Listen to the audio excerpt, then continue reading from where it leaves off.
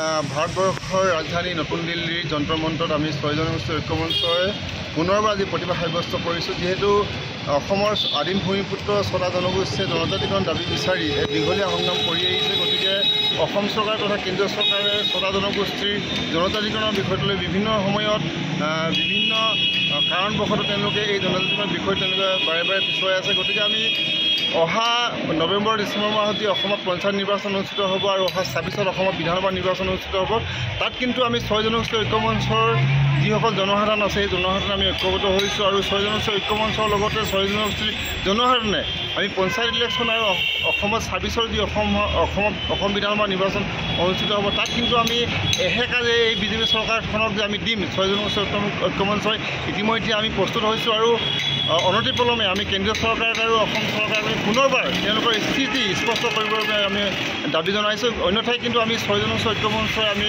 নিশ্চুপ হৈ বহি নাথাকোঁ। ইয়াৰ কিন্তু পৰিণতি যে ভয়ংকৰ হ'ব সেই কথা কিন্তু আমি নুই কৰিব নোৱাৰোঁ।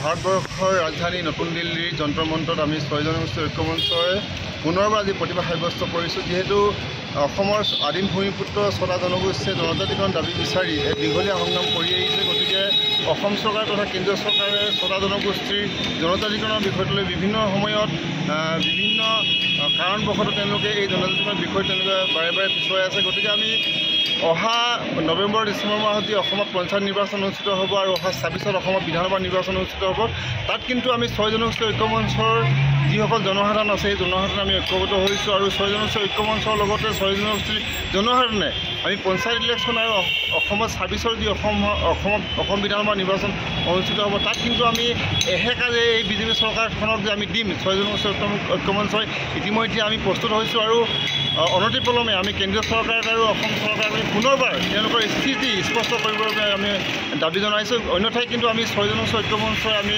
নিশ্চুপ হৈ বহি নাথাকোঁ। ইয়াৰ কিন্তু পৰিণতি যে ভয়ংকৰ হ'ব সেই কথা কিন্তু আমি নুই কৰিব নোৱাৰোঁ।